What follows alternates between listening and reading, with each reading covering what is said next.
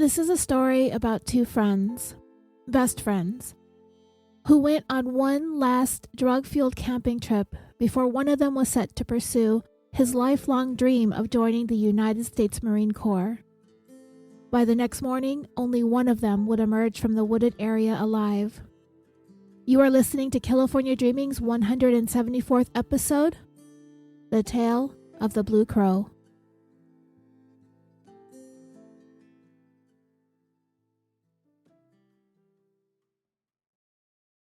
Let me first take the time to thank you as always for listening to and enjoying this podcast. This is a completely independent, ad-free, one-woman show, but there are a number of ways that you can help support this production. You can leave a review on Apple Podcasts. That helps give the show some visibility and pushes us up the charts. You can also recommend us in true crime fan groups on social media, and you can follow us on Twitter and Instagram. And if you can't get enough California Dreaming, you can subscribe to our Patreon, where you can not only access dozens of full-length exclusive bonuses for as little as $1 a month, you will also be able to help keep this podcast afloat. This week, I'd like to thank Alistair C., Tara Jane, Sarah M., Elizabeth H., Sherry R., Valia F., and Joy N. for joining Patreon. And I'd like to thank Raquel L., Brother Earl, Catherine D., Sue B., and Tina C. for raising their pledge to the next tier or for switching to the annual subscription option, which will save you 15% for the year. If Patreon isn't your thing, but you'd still like to contribute to supporting this podcast, you can make a one-time donation through our PayPal using our email, californiadreaming@gmail.com.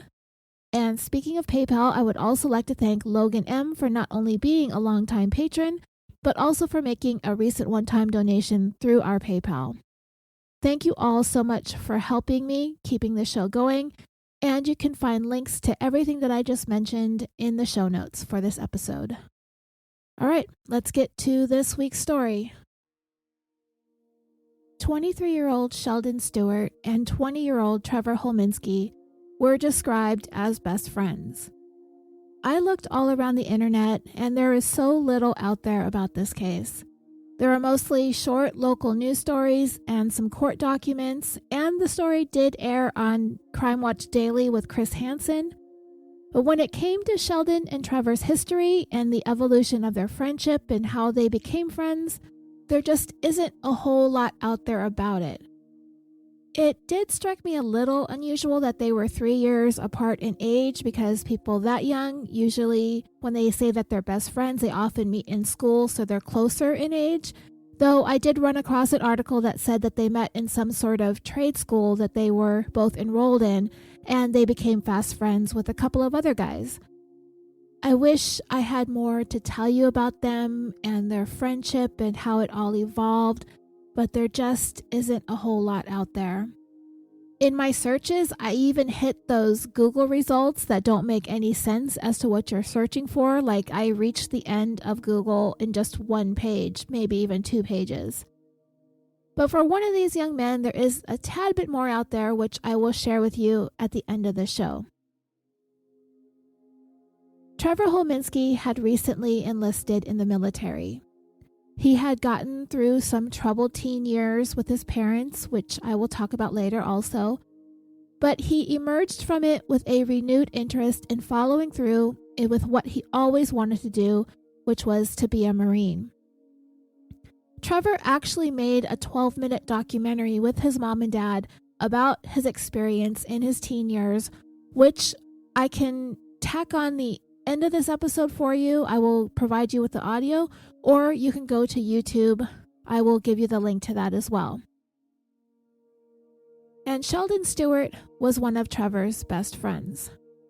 And since Trevor was about to head out to boot camp, they decided they wanted to party together one last time before he left.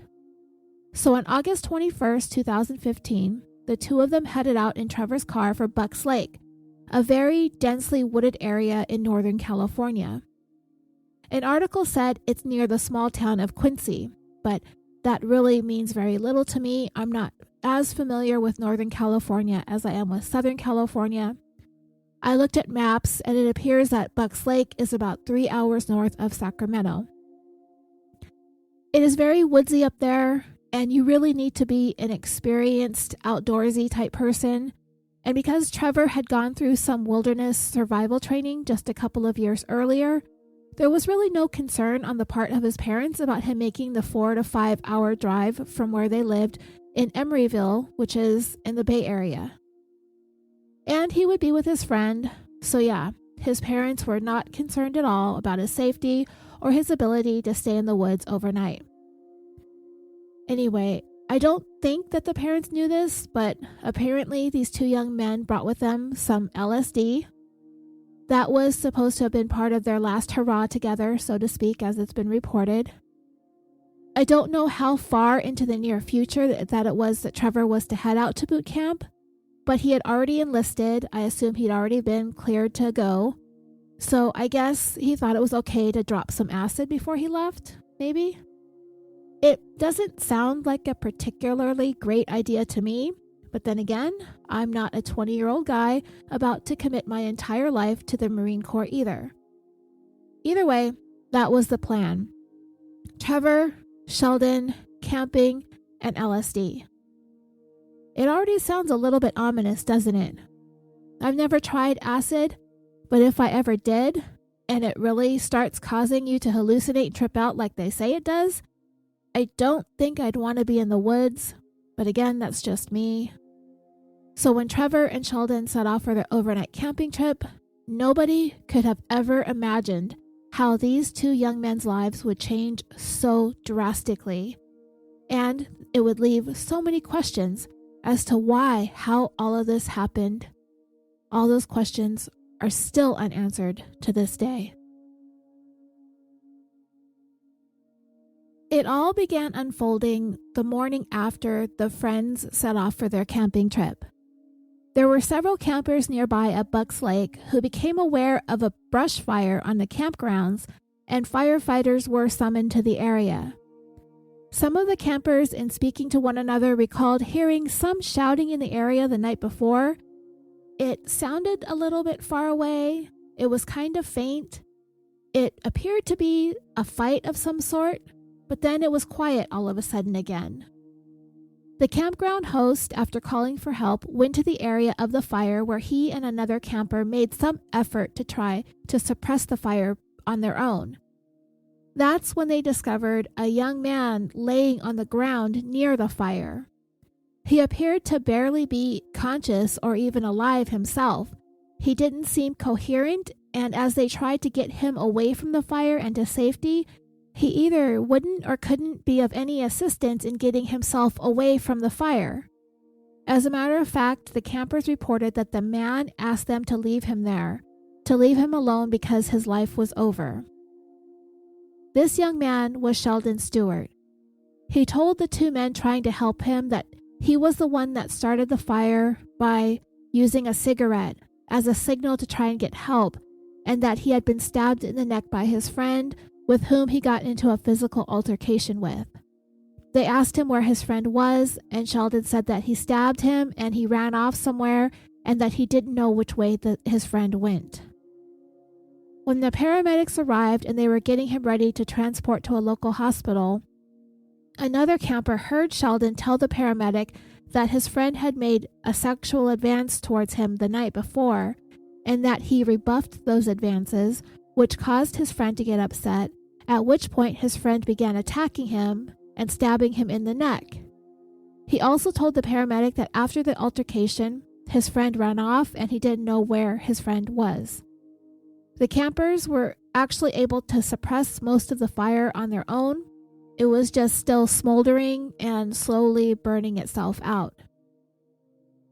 Well, that friend that Sheldon was talking about that stabbed him was Trevor. And wherever Trevor went, he couldn't have gotten that far because his car was quickly located in the parking lot and his wallet was inside. When law enforcement arrived at the scene, they were not going to be able to talk to Sheldon there because the paramedics needed to get him to the hospital quickly. But one of the deputies managed to take a picture of Sheldon's neck wounds before they left. Firefighters arrived on the scene to handle the rest of the fire or whatever was left smoldering. And they did take notice of one hotspot in particular. But as soon as they got a closer look, it was clear that that hotspot was in fact a body, or what was left of a body. It had been burned beyond recognition and was laying in the middle of this campfire pit. This body was burned so completely that the charred skeleton was visible and smoke was continuing to rise from it. And because the body had been burned so extensively, firefighters and law enforcement knew immediately that that body just didn't simply burn by itself in the fire pit. Someone had to have been sitting there for a really long time, stoking the fire or feeding it to keep it going. Because human beings, our bodies are made of so much water, we aren't particularly flammable on our own. So being that this body was burned down to its bones was chilling, and clearly this was no accident. Among the things found in the fire pit along with what was left of that body were the keys to the car in the parking lot. That car belonged to Sheldon's friend, Trevor. The brush fire had now turned into a murder. And while they first thought the stabbing victim's friend was hiding someplace in the woods, authorities soon became fairly certain that they need not look any further for the missing friend. This incinerated body was Trevor Holminksi. An investigator headed over to the hospital where Sheldon was being treated in order to question him regarding the circumstances of what happened at their campsite. Sheldon admitted that they had taken some hallucinogens, and shortly afterwards, Trevor first attempted to make a sexual advance, which Sheldon said he rebuffed. Then he said after he turned down Trevor's advance, Trevor stabbed him in the neck with a knife. Then Sheldon, also armed with a knife, stabbed Trevor back in an act that he described as being one of self-defense. He further explained that he believed Trevor planned this camping trip with the intentions of there being some sexual activity between the two of them, and that the reason why Trevor brought the LSD was to drug him so he could sexually assault him because he knew his advances would be rejected. Sheldon, also with cuts on his wrists, said that those cuts were self-inflicted because he was afraid that nobody was going to find him to render aid. At this initial time that Sheldon was being questioned, he wasn't told that they had found that burned up body in the fire pit. Not quite yet. Later on that same afternoon, detectives came back to the hospital to question Sheldon again. At this time, they knew that they were dealing with a homicide. Though Trevor had not been positively identified yet, they were certain it was him. As they spoke to Sheldon, he described Trevor as his best friend. Even their birthdays were close together, only 3 days apart. They both lived in the Bay Area, and they drove up to the campsite together the day before on August 21st, and he basically recounted the same story that he told the investigator earlier in the day. That Trevor was being persistent and insistent that they engage in sexual activity. This occurred after they ingested LSD-laced papers, which they had done several times in the past. Sheldon said that after he told Trevor that he was not interested in him sexually, Trevor then issued a threat. If he didn't, then he was going to leave him up there in the woods and drive home without him. After Trevor made that alleged threat, he pulled out his knife and stabbed Sheldon in the neck, which prompted Sheldon to also take a knife and stab him back. Then Trevor supposedly left Sheldon there, ostensibly to just bleed out and die. Sheldon said that he was feeling despondent and he was certain that he was dying a slow, agonizing death all alone, so he next decided to cut his own wrists, hoping to hurry the process along. From there, the next thing Sheldon described was remembering when other campers discovered him the following morning. He claimed that he was unaware of anything that happened between the time he cut his wrists and the next morning when he was being woken up by the campers trying to move him away from the fire. Sheldon told the detectives that he knew Trevor had an interest in both men and women, but it was never a thing that had come up between them in the past. He said that this was the first time that anything like that had ever happened. And he said that he tried to tell Trevor that he wasn't interested in him in that way. And then he told officers that he even showed Trevor his penis, which he said was not erect, in an effort to demonstrate that he was not interested in him sexually, not even aroused, even a little bit.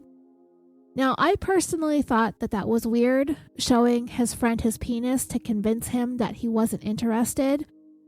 I mean, last I heard, even when guys go to the bathroom, you just kind of look up at the ceiling, right? No glancing around, no chit-chatting, just pee and go. I think we've had this conversation before, and hopefully this won't have to come up again, but I don't know how things are between two guys that are besties. I'm sure that they're more comfortable than two strangers in a bathroom would be, but still, it just sounded weird to me, him showing his thing, you know? Anyway, the detectives left the room for a few minutes before they came back into Sheldon's hospital room to continue questioning him about what happened at the campsite. He continued to insist that Trevor kept telling him that he was going to leave him, that he was never going to find his way home, and that the only way he was going to get home was for him to agree to having sex. Then Trevor stabbed him, and then he stabbed Trevor, and then Trevor ran off. Then one of the detectives tried a little bit of a ruse with Sheldon, and he asked him, "What if we told you that Trevor told us that you attacked him first?" And Sheldon said, "That would be a lie." The conversation transitioned to the fire. "What about the fire? Who said it?" And Sheldon said that he had discarded a cigarette and that may not have been completely put out, but beyond that, no, he didn't start any fire in the pit. So dreamers, I'm thinking that Sheldon here thinks Trevor was completely burned to ashes in the fire, simply based on the way these officers are asking their questions.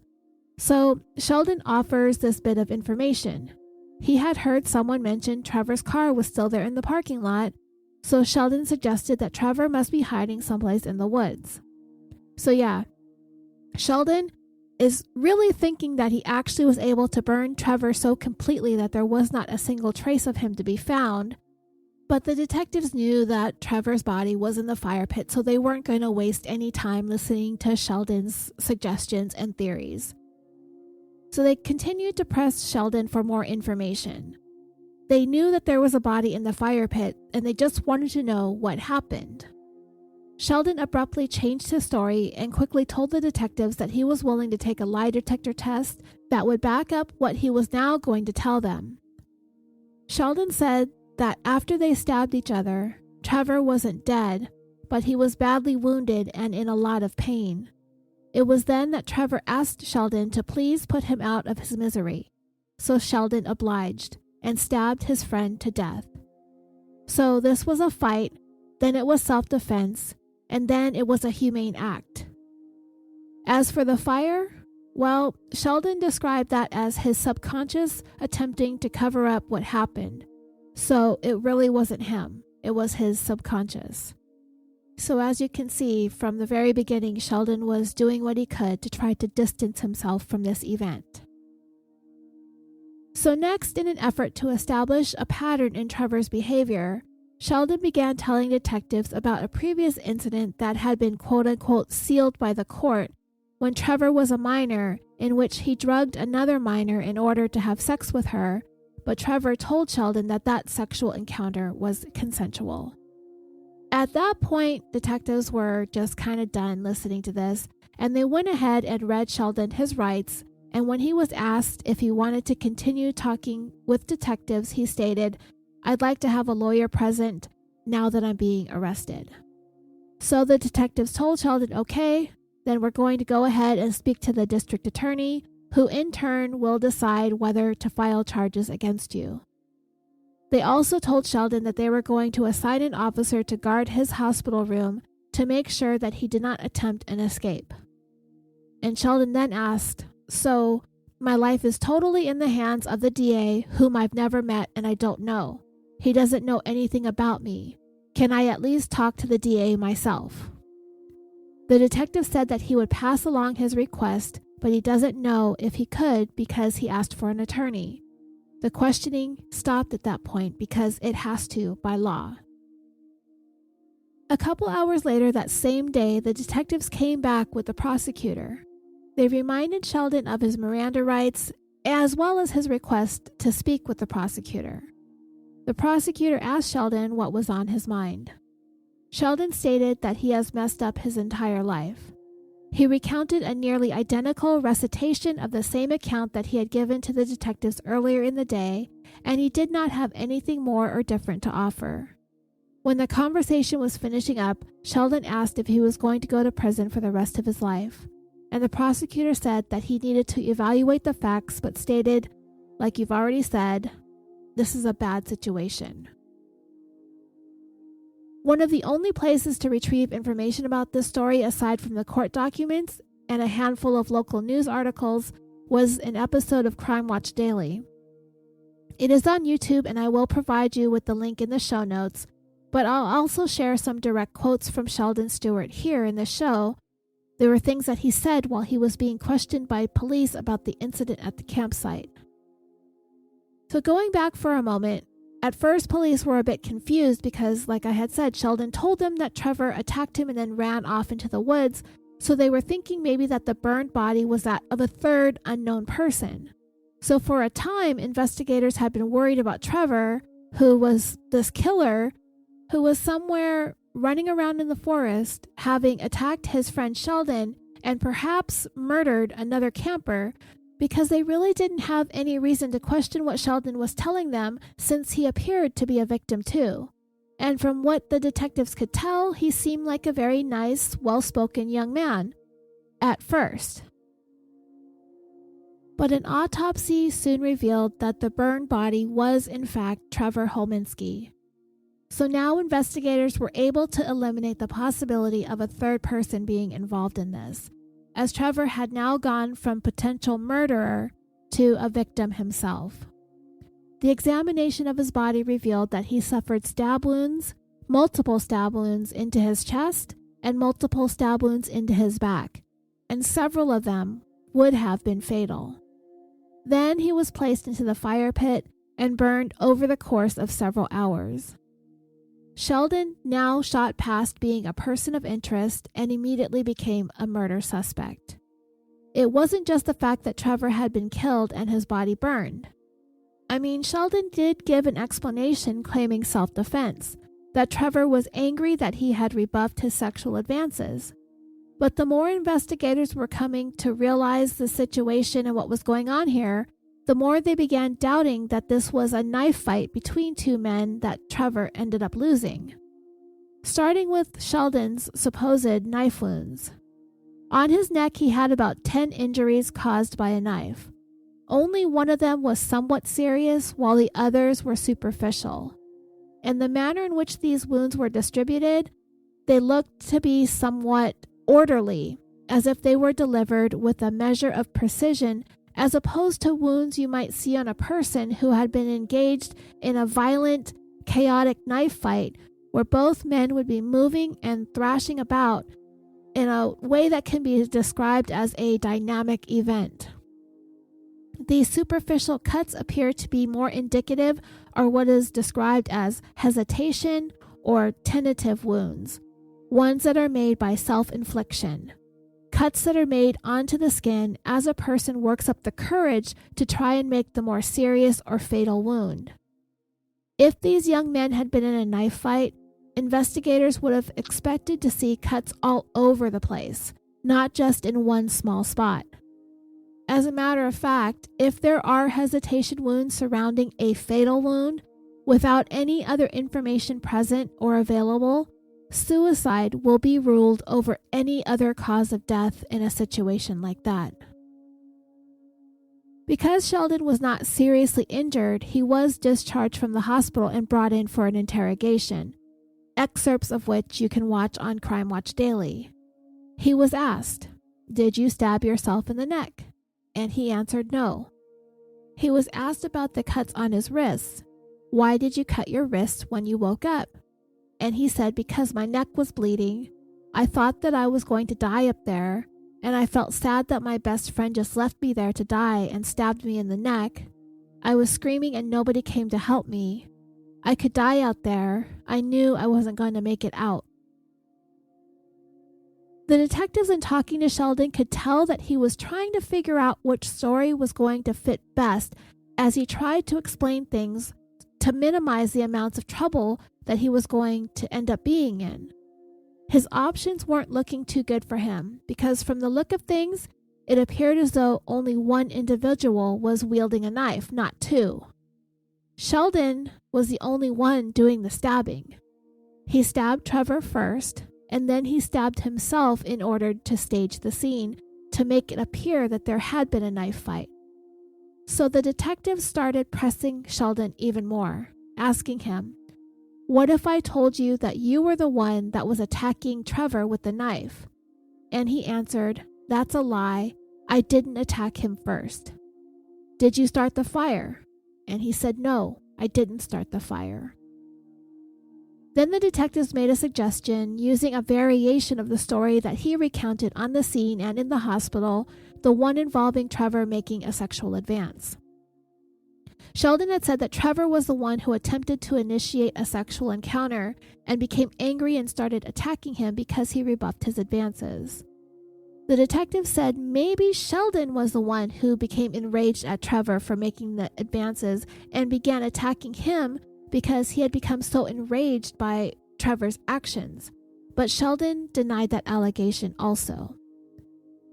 It was clear that the detectives were not going to get a straight story from Sheldon, so they were most likely going to have to rely on whatever evidence they could find at the scene, as well as other physical evidence in order to try to piece together what exactly went down, if that was even possible. Meanwhile, back at the scene of the killing, detectives searching for evidence and using metal detectors discovered a spot where they found the murder weapon, the knife, as well as Trevor's ID card and a few other pieces of evidence buried in the ground nearby. And they were able to tell Sheldon that they had those items, and the only way that those things could have gotten buried is if he had them buried in an attempt to cover up what he had done. So Sheldon basically reverted back to his initial story. Yes, he killed Trevor, that they fought and Sheldon got the better of him, causing him to be seriously wounded, and it was only then when Trevor asked Sheldon to kill him because he was laying there bleeding and not dying. So Sheldon told the detectives that he agreed to do that for him. He asked me to put him out of his misery, and I did it. The detective asked him how, and Sheldon replied, "I don't know. I guess I had a knife and I just started swinging." "So he asked you to put him out of his misery?" "Yes." "And what did you do to do that?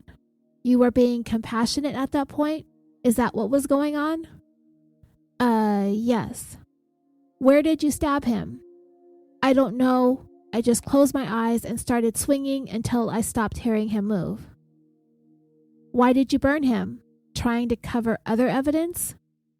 "I don't know. I'm going to prison for the rest of my life anyway. I figure, yes, I started the fire. I was sitting next to him contemplating what had just happened, what I did, and I started the fire." Trevor's body was very severely burned, but the pathologist did come to the determination that it was most likely from the multiple stab wounds to the torso that could still be identified that were the cause of death, because there were no remnants of soot or smoke in Trevor's airway. Detectives rejected Sheldon's insistence that he acted in self-defense when he stabbed Trevor. They believed all of Sheldon's stab wounds were self-inflicted, and with that, they arrested and charged him with first-degree murder. During the trial in 2017, the defense presented two mutual friends of Trevor and Sheldon, who knew both of them from the trade school that they had been enrolled in, and one of them was actually Trevor's roommate. They both testified as to their knowledge of Trevor's attraction to both men and women, and that Trevor would be best described as heterosexual and not homophobic. They both testified that Sheldon and Trevor were best friends, and in the past, they never had any serious disagreements. There was testimony from both of the mutual friends that Trevor had once said that he thought Sheldon was attractive and wished that he could be gay for a day so that they could be intimate, but they did not think that this statement was a serious desire. Even possibly, he kind of said it jokingly because Trevor did not otherwise have anything more to say about it after that. They testified that Sheldon and Trevor had gone on numerous camping trips together previously, and that it was Trevor who was the one that introduced LSD to Sheldon while on these camping excursions. Soon, Trevor had become focused on getting ready to enlist in the military. He was on a very strict training regimen, and he was scheduled to have a tattoo removed from his wrist. Trevor had told at least one of the mutual friends that he was going to bring a large quantity of LSD on this last excursion because he wanted to have one more wild camping trip before going into the Marines.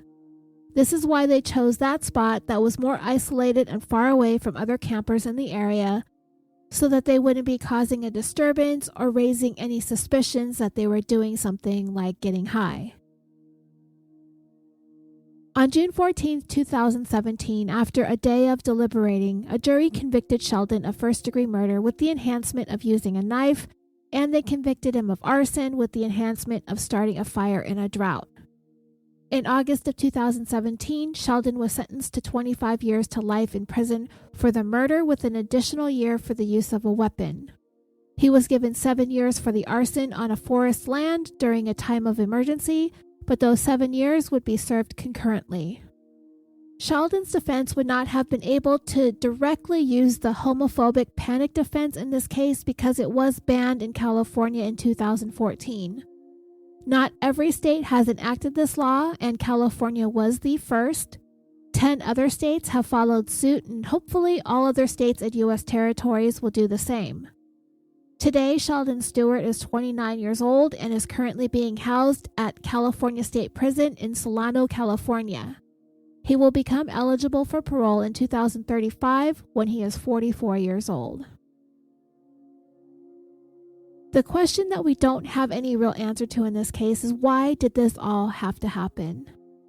Unfortunately, we only have one person's account, which is largely unreliable, so we can't really be sure exactly what went down at that campsite that ended with Trevor being stabbed to death and burned. I could not find any information about the levels or amounts of LSD that was found in either of their systems. I don't even know if that would have been possible for Trevor considering how badly his body had been burned.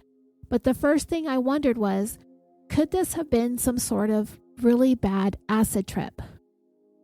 According to AmericanAddictionCenters.org, LSD is an incredibly unpredictable drug, and it can have a wide variety of effects from person to person. And this is because LSD is manufactured illegally, so a person may never know exactly what's being used to make the drug when they are taking it. Some people have some delusional experiences regarding themselves or their bodies when they are using LSD, as well as things around them seeming to be changing shape and size and form. A person's senses are distorted, including their depth perception. A person may begin to feel euphoric. Some might experience some levels of paranoia. Panic may set in, as well as the sudden onset of a fear of death, and others may have a psychotic reaction to taking LSD. These are the bad acid trips. Could what have happened between Sheldon and Trevor been precipitated by a bad trip like this? I'm not so sure. I guess it would depend on how much LSD they took and how long this bad trip lasted. It's hard to say because everything Sheldon did seemed to have been done with a great deal of deliberation. At least the cover-up of this did. Perhaps the LSD wore off and Sheldon started thinking more clearly and decided he needed to cover up whatever it was that happened. Sheldon took the time to try to cover up the crime. He inflicted wounds on his wrist and on his neck, and because there were so many hesitation wounds, it's possible that he was already thinking clearly and had a really hard time trying to stab himself. If he had been in a more altered state, tripping on acid, would he have made those types of hesitation marks? It's possible. I've never taken acid and I've never murdered anyone, nor have I tried covering up a murder, so I wouldn't know exactly what it's like trying to do all of these things while high. But with the burying of the knife and Trevor's ID card and coming up with this elaborate alibi, it does kind of feel like Sheldon was thinking with a clear mind. In the bits and pieces of the interviews that Sheldon gave to law enforcement, it doesn't seem like he ever really committed to what he was telling them. He was evasive and vague, and he appeared to have somewhat of a foggy memory. How much of that is true, or how much of that is him just avoiding taking responsibility, it's really hard to say because they had introduced LSD into the mix, and we just don't know how much either of them ingested and how they were affected by the drug. But Sheldon's actions after the fact demonstrated a consciousness of guilt, meaning that the things that he was doing were proof that he knew that he was guilty. At the very least, he was guilty of doing something wrong. And this is demonstrated from his attempts to try to bury the knife, up to and including the burning of Trevor's body. It might also include Sheldon's attempts at taking his own life, but to me, that whole thing felt a little bit half-hearted. I think that if Sheldon really wanted to kill himself, that he would have been able to do it. But since most of his wounds were superficial, either he didn't have the courage to do it, or he really didn't want to complete it. The aspects of this case that are most difficult to ascertain are what are the things that Sheldon is saying that are true, and what are the things that he is lying about. And you know what, dreamers? I'm not hating on Sheldon as much as have other criminal defendants or murderers that we've been discussing lately, such as Patricia Esparza and Mark Redwine, our latest stories leading up to this one. I'm just not getting this scumbag vibe from Sheldon. What he did is particularly gruesome. The burning of the body all the way down to the skeleton really gives me the chills, and I can't even imagine what that was like for this young man to have sat there all night, stoking that fire, trying to burn his best friend's earthly remains out of existence. The horror of that, I just wonder if Sheldon has nightmares about it. But even though he did that, and even though in the Crime Watch Daily episode, the detectives that were interviewed for the segment called Sheldon Steward an evil human being, I just haven't arrived at that conclusion despite all that he did. And honestly, I can't help but think that the LSD had something to do with it. Even though we don't know how much they took or how it affected their behavior, there's a part of me that has to give Sheldon that benefit of the doubt that maybe one or both of them really had this adverse reaction to this drug, and that things went horribly wrong between the two of them. And even though the truth may be buried someplace in the recesses of Sheldon's mind, perhaps he himself doesn't even really get it or understand how all of this went so terribly wrong. And everything after the fact, the hiding of the evidence, the burning of the body, and the self-inflicted knife wounds, those were Sheldon's reactions to the fear or the shame or the regret as to what took place between himself and his best friend. And that part gets me too, this best friend aspect. There did not ever seem to be a thing that was a point of contention between Sheldon and Trevor. Their mutual friends got on the stand and said that there had never been any long-standing issues between them. They never had a huge disagreement. And to me, while I don't know a whole lot about either one of them, they seemed to like doing the same things, and they had similar interests, and they built their friendship around that. And it does appear as though a part of that became the using of the LSD. And apparently Trevor was the one who introduced the hallucinogenic drug to Sheldon. That doesn't quite jive with the guy who's about to go into the Marines. Before enlistment, a recruit has to be completely clear of drugs, you have to have a complete clean bill of health, and you can't even have any tattoos. I don't know if that's changed the tattoo policy, and we know Trevor was slated to have one removed. It was said, though, that Trevor wanted to have one last hurrah, a camping trip with his best friend and his LSD, so I get that too. it would have cleared out of his system relatively quickly. It depends on the type of LSD and what's in it and the kinds of testing that were going to be done to detect it. Anyway, the point is, it's really hard to imagine how things went from one last hurrah to this. I can see the drugs playing a pivotal role in how things went so badly. Not that it alleviates Sheldon from needing to take responsibility for his actions. It just gives us perhaps a measure of understanding as to why all of this happened in the first place. Time and time again, we've seen defendants use drugs and/or alcohol as an excuse for their criminal behavior, or they use it as a reason for not remembering what occurred. But Sheldon really didn't do that here in this case. As a matter of fact, the LSD was hardly brought up at all, so it leads me to believe that it wasn't anything that was explored all that deeply. In all the articles, other than the friends going up to the campsite with the LSD, it was never really mentioned again. And Sheldon didn't say that he was on a bad acid trip, but he did give the impression that he wasn't always clear as to what happened, because when he answers questions, he says, well, I guess I did this, or I guess I did that. And when detectives attempted to clarify by asking him about the possibility of things happening a certain way, Sheldon would deny it or say that what they were suggesting wasn't true. So he was, in a sense, willing to remember what didn't happen, but wouldn't fully commit to what did happen. I don't know if that's him doing that, or if it's feeling shame or regret or fear, or if it's the drugs.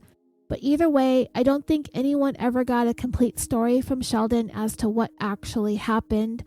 He remained evasive and vague throughout. When I looked up LSD overdose in the AmericanAddictionCenters.org article, it said that while someone is under the influence of LSD, he or she may not have the ability to make good decisions. They may have troubles with motor functions. They may suffer from poor judgment and impulse control, or exhibit behaviors that are typically out of character.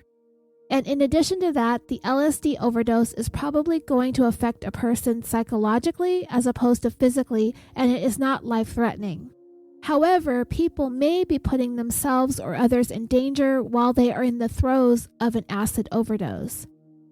Symptoms of an LSD overdose include hallucinations, depression, mood swings, extreme fear of losing control, fear of death, panic, despair, terrified feelings, and psychosis.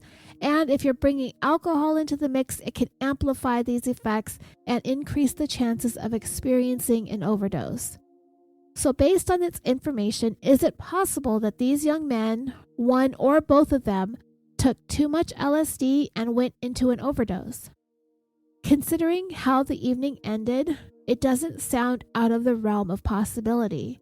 And then as Sheldon began recovering from the overdose and the effects of the LSD were wearing off, the reality of what happened started sinking in. And while he began thinking more clearly, that is when the covering up and creating a story and an alibi began. As a matter of fact, so many of the factors listed involving an LSD overdose appear as though they could have played a factor in what happened between Sheldon and Trevor. Inability to make good decisions, poor judgment, poor impulse control, behaviors out of character, hallucinations, mood swings, extreme fears, panic, terrified thoughts, and psychosis. But the bottom line is that was not Sheldon's defense. He had insisted that Trevor made a sexual advance and he rebuffed it. Trevor persisted. Sheldon continued to insist that he wasn't interested, going so far as to show Trevor his penis, that it was not erect, as a demonstration of how uninterested he was in having a sexual encounter. That part of the story I'm skeptical of, because it seems like the opposite of what one might do in order to turn down a sexual advance, showing another person their private parts. As a matter of fact, it sounds like something a man would do in order to attempt to entice someone. And I don't get that misconstrued. If you're looking to make a sexual advance, please don't take out your penis. I don't think that's going to go over very well. But when you pull back and take the situation into consideration, you have these two guys. They are isolated from other campers, and hypothetically speaking, the subject of having sex comes up, and then one of them takes out his penis to show the other person. It doesn't seem like something someone in Sheldon's situation would actually do, since the advance is being made towards him and he supposedly wants no part of it. So that leads us into our next possible theory, or my next possible theory. Could Sheldon have been the one who made the sexual advance and was rebuffed by Trevor? And in retaliation, out of embarrassment or fear, he attacked Trevor and killed him in the heat of the moment type of killing. Not really having all the facts as to who did what, when we look back at other cases where people have attempted to use the homophobic panic defense in a murder case, the killer is usually the one who launches the attack on the person who made the unwanted advance. In this case, Sheldon claims that Trevor is the one and that he did both of these, that he made the advance and he initiated the attack. Is that possible? Is it likely? It could be. It is, but it doesn't really make the most sense. Now, if Sheldon was the one who made the sexual advance, then we could surmise that Trevor was the one who did initiate the attack on Sheldon in response, and that Trevor was the one who experienced the homophobic panic and responded by attacking his friend, and it just so happened that Sheldon, in an attempt to defend himself, got the best of Trevor and ended up killing him. But Sheldon is either too embarrassed or ashamed and doesn't want to admit to his role in all of this, so he's laid the blame for both of those on Trevor, that Trevor made the unwanted sexual advance and he launched the attack first, and this is Sheldon's attempt to absolve himself of any responsibility for what happened. And a big factor in reaching the possible conclusion that Sheldon was the one who made the sexual advance, to me, is the fact that he admitted to being the only one of the two who exposed his penis. And my first inclination is to think that the person who exposes himself like that is attempting to entice the other person, not to dissuade them. At first, I even wondered if the whole he made up an unwanted sexual advance story were even true at all. But then when I heard the friends testify that they knew of Trevor having made comments insinuating that he might be interested in sex with Sheldon, at least for a day, so they say, then I thought that there might be something to that. But for it to escalate to murder and for everything that happened after that, that's the part that gets me. Trevor was going to be going off into the military anyway, and he wasn't going to be around, and they could have just put the whole thing behind them. So why such a violent reaction? And with that, I end up back on the LSD, and I just keep going around in circles with it, to the point where I just think we're going to have to accept that whatever it was that happened that night, that the truth is buried someplace in Sheldon's memories, as well as buried with Trevor. Motive doesn't have to be proven in court. However, it does help. It's kind of a strange thing to chase after if you think about it. If you kill somebody, then you better have a darn good explanation for it. We just want to understand. And this is one that stumps me. And the easy place for me to land is with the drugs, because drugs can make people do things that just don't make sense. Sheldon said it was self-defense. The evidence isn't indicative of that. There was no indication anywhere in Sheldon's body that he was subjected to a sudden and unexpected knife attack. There are no cuts or stab wounds anywhere on his body that are consistent with having been in a knife fight that turned into a life or death struggle. Almost all of his wounds were superficial, none of them were life-threatening, while Trevor sustained numerous fatal stab wounds to both the front and back sides of his torso. In addition, and quite notably, neither Sheldon nor Trevor had any wounds that would be classified as defensive wounds. If each of them were armed with a knife, not only would they be wildly trying to stab one another in a dynamic fight, they'd also be using their free hand to fend off knife blows. Neither man had wounds indicative of attempting to defend themselves. And because Trevor had the most severe and fatal wounds, it leads us to conclude that Sheldon had the tactical advantage from the start. Because of the lack of defense wounds on Trevor's body, It is quite possible that the attack came as a complete surprise and he had no chance to react or defend himself from the knife blows. And because Sheldon's wounds were all superficial and uniform in one area on his neck, they were all determined to be self-inflicted. Therefore, we can reasonably reach the conclusion that the only person who wielded a knife that night was Sheldon. And what's more is it's even possible that Trevor was asleep when the attack began. But that still doesn't bring us any closer to why, but it gives us a clear understanding of how. Once Trevor was dispatched, Sheldon had the entire rest of the evening to come up with an alibi story which he tried to sell to detectives who never believed him from the start. But it seems as though that Sheldon had this idea in his head that if he could somehow erase Trevor completely by burning him up until there was nothing left, he could make up a story to go along with that. I believe his story was going to kind of go the way that he was telling it, that they were camping and they dropped acid, and that Trevor made a sexual advance but began attacking him with a knife when he turned him down. Once Trevor stopped attacking him, then he just ran off into the woods, and Sheldon would claim he had no idea where Trevor went. From there, Sheldon began the process of trying to burn Trevor completely away so no trace of him could be found. And I don't know if he was just young and ignorant or had little knowledge of exactly what it takes to burn a human body completely down into a pile of ashes, or he clearly doesn't watch enough Dateline, 48 Hours, 2020, Forensic Files, Netflix, Hulu, etc., to know that it is impossible to do that in a campsite fire pit. The average temperature of a fire at a campsite is about 600 degrees Fahrenheit or 315 degrees Celsius.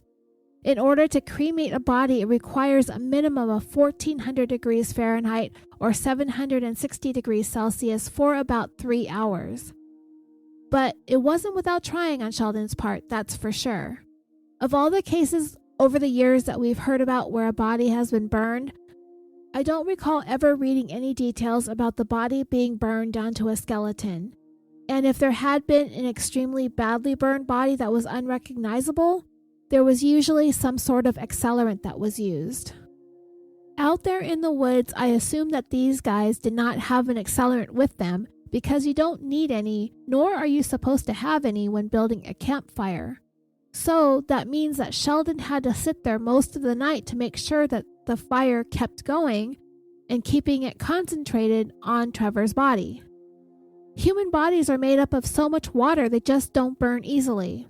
So with no accelerant like lighter fluid or something like that, Sheldon was going to have to keep the fire from burning itself out.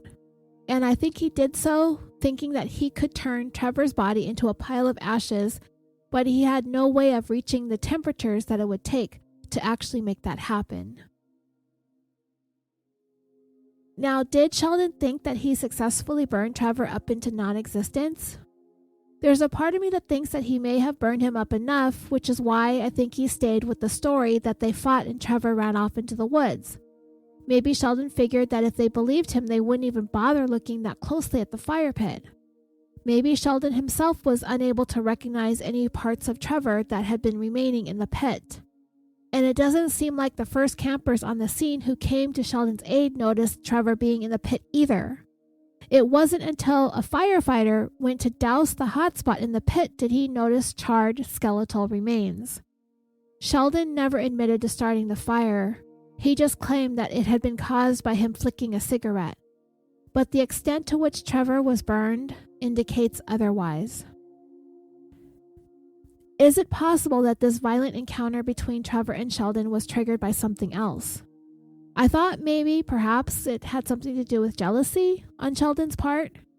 Maybe he was jealous of Trevor.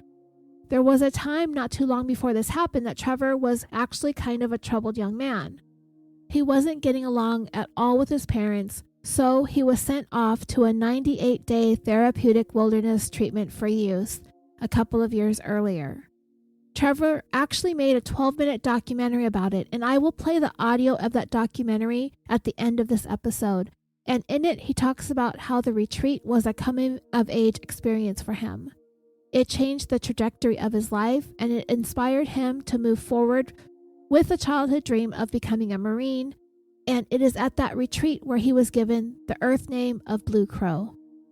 You will hear Trevor explain the meaning of the name and how it is a reflection of him in the audio of that documentary, which you can also watch on YouTube. Like I said, I will tack it on to the end of this episode for you. So back to what I was saying. Maybe there was a part of Sheldon that envied the progress Trevor had made, having gone from his own parents calling the cops on him to him coming home with a whole new perspective and outlook on life. And then Trevor took that experience and used it to see his way into the Marine Corps, a dream that he probably thought at times was gone once his life became turbulent in his late teen years. Maybe Sheldon was feeling left behind, or maybe like his own life was inadequate or he didn't measure up. All I know about Sheldon is that he was working as a chef. The article just said chef. I don't know what kind of chef, if he was deeply into culinary arts and wanted to become like a famous chef, or if he was more of a cook. There is very little out there about him. There had once been an Indiegogo campaign fund that his mom started entitled Free Sheldon, my 23-year-old son is facing unjust charges, but it only raised $55 of a $25,000 goal, and eventually it was shut down. So there is very, very little support out there for Sheldon. So that's part of the reason why I thought perhaps there was some resentment or jealousy that Sheldon felt towards Trevor, and that this was the manifestation of that. Like I said, only 2 people know the truth, and one of them is dead. In an article in the East Bay Times from August of 2015, it said that Trevor was remembered as a kind and insightful young man, that he loved nature, and that he was an audio engineering student at Expression College in Emeryville, and he was in the process of enlisting in the U.S. Marine Corps at the time of his murder. His mother described him as a kind, welcoming, and amazing young man. He loved life and was very much looking forward to the future.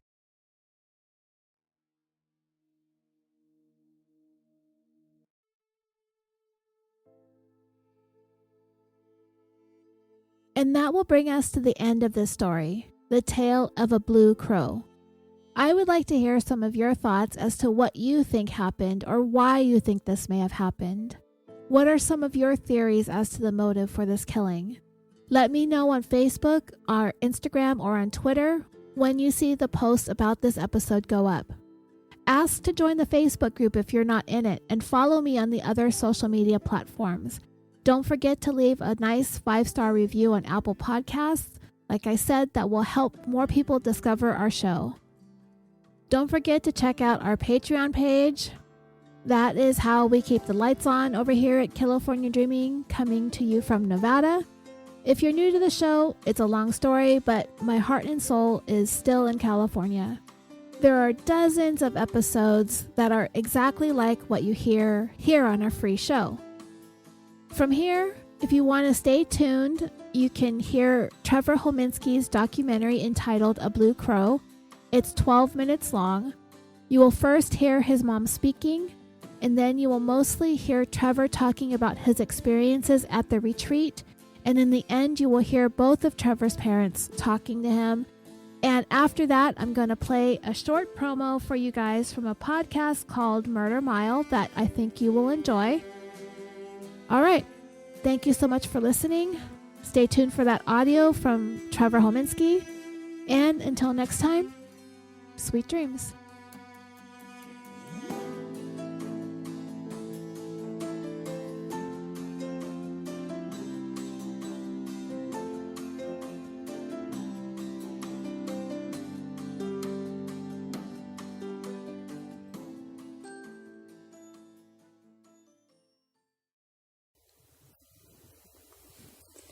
Yeah, I think when you're in that position, you'll do whatever it takes to save the life of your child. And, coming from a business background, it was really interesting to have a problem that was so near and dear to me, but that I couldn't fix. And I could always fix things at work. And if I didn't know how to fix it.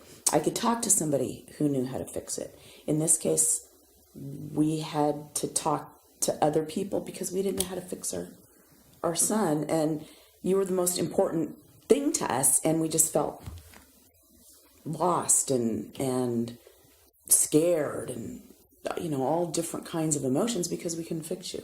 And so when somebody said, here, this is going to help fix your family and fix your kid, you need to do these therapy assignments, bring it. So. I guess the story really started when I was a freshman in high school. The fighting at home turned from passive aggression into, active aggression. The physical line got broken, and that was when I tried to run away and ended up on a 5150 in a lockdown. It was a weird experience. We weren't allowed to leave our chairs. We were given a chair when we were admitted. All strings and sharps were taken off of our person, and we were placed in our chair, and it reclined into a bed, and aside from the bathroom, you never got out of it. I understand it. It was a safety precaution, but it was strange being confined to a chair.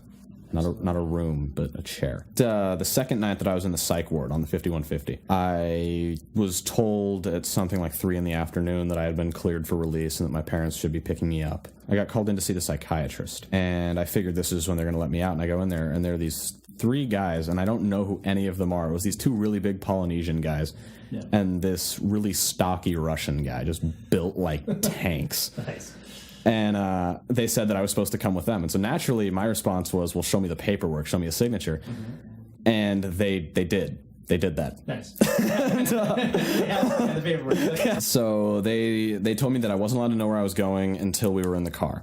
Once we got to altitude, you could just see the sun setting still. You could see that stretch of pink across the black night sky. I was looking down California for the last time in who knows how long at a romantic partner that I never got to say my goodbyes with. Yeah. I mean, the last thing that I said to her for 2 years was, I'll see you tonight. We landed in Vegas. In the parking garage, they handed me off to an off-duty sheriff and his son who transport part-time. Yeah. And they drove me hours. We ended up in southern Utah, just outside of a town called Enterprise. It must have been 2 a.m. at that point. And I go in with the transporters, and they handed me off to my new home. I was wrong. I was so wrong. They took all my clothes and gave me new ones, which I was pretty mad about because I wanted to maintain my individuality. But I later became very grateful for because it was really cold outside. Once we got that exchange done, they took my picture and put me in a car, blindfolded me, and just started driving. We drove about 3 hours into the middle of nowhere. It was all dirt roads. There were no houses visible for literally miles. It was dark. There were 3 feet of snow on the ground. And we get out, and they hand me my personal belongings, which at this point are contained in a garbage bag. And this stuff was really heavy. We're talking 65, 70 pounds of stuff. And they had me walk about 3/4 of a mile in Crocs through waist-deep snow with that stuff on my back to get to my camp. It was dirty. We were in a canvas tent, which I later found out was like the Hilton. How long were you at Red Crescent? I spent 98 days in the wilderness. So what did you guys do every day? We would get up, we would make ourselves breakfast after rekindling the fire off coals that were left over from the night before. We would break down camp until there was no visible trace that there had ever been a camp there. Then we would start hiking. For the first 2/3 of your stay or so, you had to make your backpack out of parachute cord, tarp, and webbing. And that was a skill that took practice. Your first couple of packs were really uncomfortable, and they tended to explode. We would hike anywhere from 1.5 miles to 12 miles, just depending on how far we needed to go. Generally along the way, we would find a water source of some kind, whether it was a trough for cows to drink from or a stream. We had sanitizing drops. How did that flavor the water? The chlorine tasted awful. We hated the chlorine. The 07 was actually it was pretty transparent. Our favorite was when we would get a good stream with 07 drops. And we actually preferred the chlorine with the troughs because you don't want to taste what is in those water sources. That was disgusting. And we had this strict routine. So, we had to set up our camp, write in our journals. You were to wash your face and then brush your teeth and get your hygiene checked off. And at that point, once everyone had done that, we were allowed to go to bed. That was the story of every day, though. We just wanted to go to bed. In the wilderness, we had therapy once a week. A therapist would come out and meet with us, usually on Monday. Dave was something. Dave did his job very well. Very smart man. Very good therapist. I did not like him. He was very harsh. He did break me down. That was his objective, was to put me into that space where I could grow up again, and he did it incredibly well, but it wasn't fun to go through it. There were very few sessions with Dave that I did not cry for most of the session. What did you feel that was for? At the time, I didn't really see a purpose. I just thought he was mean. Yeah. I just thought Doc Dave liked to pick on children, and that's why he was a therapist. Was he touching on something that needed to be touched on? I didn't see it, but yeah, what he was doing, he was trying to elicit the problems and the emotional responses that got me sent away in the first place. At Red Cliff, every student was required to bow 14 fires in order to graduate. I ended up being required to bow 100 fires. So most people had to bow 14. I was required to bow 100. It was a therapeutic device that Doc Dave threw in to elicit a response. And at that point, I had a broken hand, so I couldn't bow yet. I was pretty upset. There was a picture of me that got sent back to my parents that just had me almost in tears, looking just desolate, soul crushed, holding up a sign that said 100 fires is a load of crap. I got very, very good at it, so I would bow 25 in a day. Yeah. They weren't a problem anymore. There was a special privilege awarded to about 1 in 10 students that went to Red Cliff, and that was you were awarded with a knife, and it was a huge trust thing. They didn't give it to you unless they really thought you deserved a knife, and I was awarded a knife as well as an earth name. An earth name was something that they awarded to more students, but again, it was something that they would only give it to a student if they believed that you had grown, made an effort to better yourself while you were out there. And I was awarded with the name Blue Crow. It was when I was given this. I was awarded the name Blue Crow because it described me the way they put it. It was blue, which was for friendliness, openness, freedom, but at the same time it can connotate sadness, depression, melancholy, loneliness. And the crow, which is an incredibly intelligent bird, an amazing communicator, but is also often viewed as a trickster or manipulative in a lot of lore. The name really, it symbolized the dualities that people saw in me. Both sides definitely still exist. They probably always will, but that name was a reminder to be conscious of which one I'm showing people.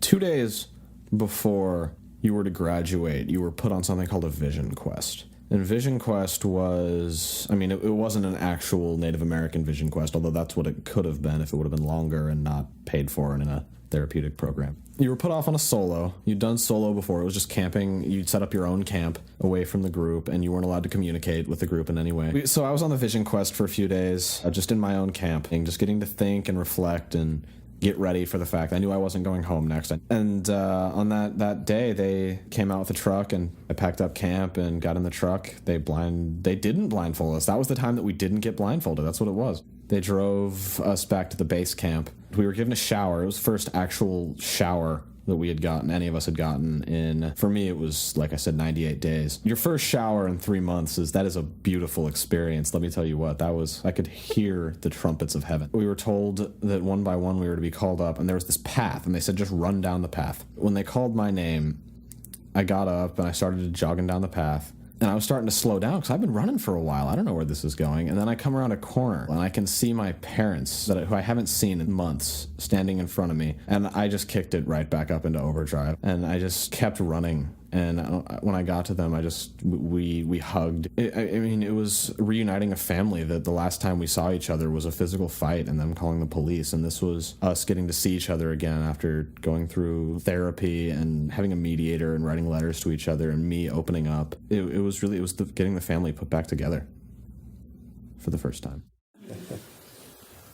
Yeah, I feel great. I'm incredibly proud of you, Trevor. You have walked a path that many people 4 times your age haven't walked, and the things you have done in your short life are amazing to me, and the progress that you've made. And when I think about how close we came to losing you, just... One of the things that I really wanted to make clear was, unlike some of these other boys, the way they felt, I had to tell them, especially during the goodbye group and any other chance I got, that a lot of the parents don't send you to treatment to get rid of you. Absolutely. They send you to treatment to get you back. Okay, so I'm here getting therapy, and my parents are out playing golf and taking Going on vacations and enjoying life. And it's not necessarily that way. Absolutely not. When he was in the wilderness, we didn't have any contact with him except letters. And every Wednesday, Doc Dave would call us and tell us how our son was doing. And we would sit around from Thursday till Wednesday morning waiting to talk to Doc Dave again. And then we'd talk to him, and then we'd wait around. See, that's funny, because I would wait around from Monday to Monday for Doc Dave to leave again so that I could not be talking to him anymore. That's kind of funny. Two different sides of Doc Dave. Yeah, apparently. Yeah, because my happiest moment was he was in the car driving away, and I was like, "Bye, Dave."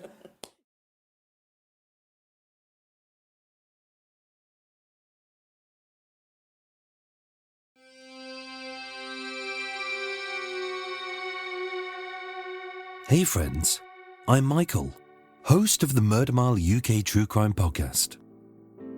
I would be delighted if you joined me every Thursday for a walk through the untold, unsolved, and long-forgotten murders of London's West End, featuring hundreds of fascinating true crime tales you won't hear anywhere else. If you're looking for something different, the award-winning and highly acclaimed Murder Mile UK True Crime Podcast is researched using the original police files. It's presented as a dramatization. Each episode is crafted as a labor of love, and it focuses on the victims' lives in an honest, detailed, and sympathetic way. Season 5 has just begun, so why not treat yourself to more than 150 episodes? If that sounds like your cup of tea, search for the Murder Mile UK True Crime Podcast. Thank you.